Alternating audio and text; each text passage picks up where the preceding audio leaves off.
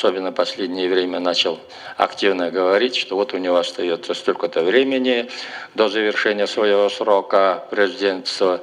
Мы хотели бы, лично я бы хотел действительно, чтобы мы его проводили почестями, которые он того заслуживает.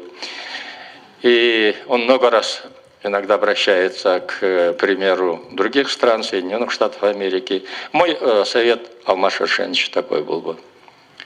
Президенты Соединенных Штатов Америки, когда заканчивается у них срок полномочий, перед тем, как покинуть Белый дом 20 января, вот до этого, в течение где-то 2-3 месяцев, они, президенты, подписывают большой список помилований. И помилования, сделанные президентом, это выше закона. И ни один закон это не может отменить.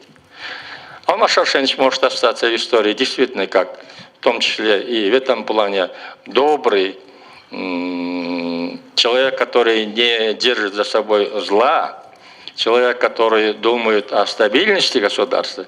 Пусть он подпишет такой указ, чтобы действительно помиловать и оправдать Текебаева, Чотонова, Джапарова и других людей. Действительно он останется в истории. Это будет хороший пример, потому что рано или поздно, я по Текебаеву я абсолютно уверен, рано или поздно, именно по тому факту, по которому он привлекается к уголовной ответственности, Текебаев все равно будет оправдан.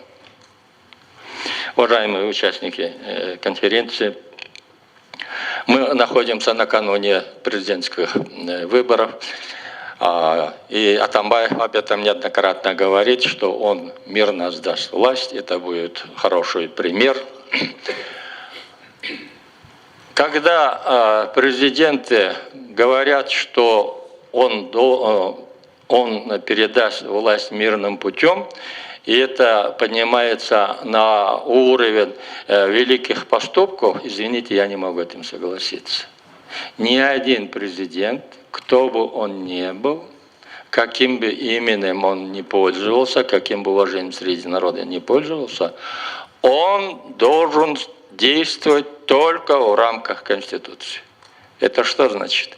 Если у президента 44, 5 или 6 лет, и он даже не должен мечтать о том, чтобы продлить каким-то образом, что кто-то его очень просит остаться на посту. Ничего подобного. Это не должно быть. Президент сдает свой пост по Конституции. И это не заслуга, это обязанность любого президента, которого избрал его народ на определенный срок работы. Тем не менее, если мы нынешние выборы президента проведем организованно, без нажима и использования административного ресурса, без того, чтобы разделить наш народ на регионы, на группы, чтобы не было трайбализма, регионализма, чтобы не было беспорядков, и чтобы мы могли действительно избрать такого человека, которому мы доверяем и который может вести наше государство, быть во главе нашего народа в течение следующего срока его действия. Мы все в этом заинтересованы. Пусть ни власть, ни кто-либо не думает о том, что он поставит своего человека.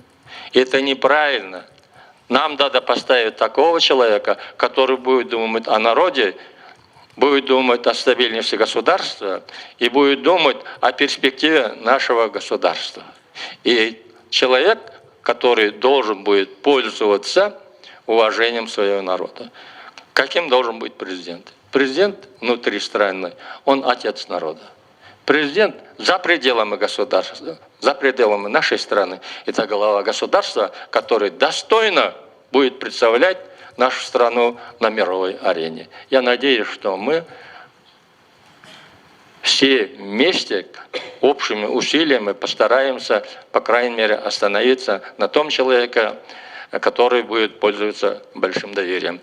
Среди тех кандидатов или претендентов на президентский пост, потому что не все они прошли регистрацию и не зарегистрированы как кандидаты. Я надеюсь, что кто-то из них все-таки будет избран президентом, но чтобы он пришел, если даже он не готов на сегодняшний день быть президентом, чтобы по ходу своей работы он стал действительно настоящим президентом. А президентом может стать человек только если он любит свою страну, беспокоится о будущем этого государства, будет пользоваться поддержкой своего народа.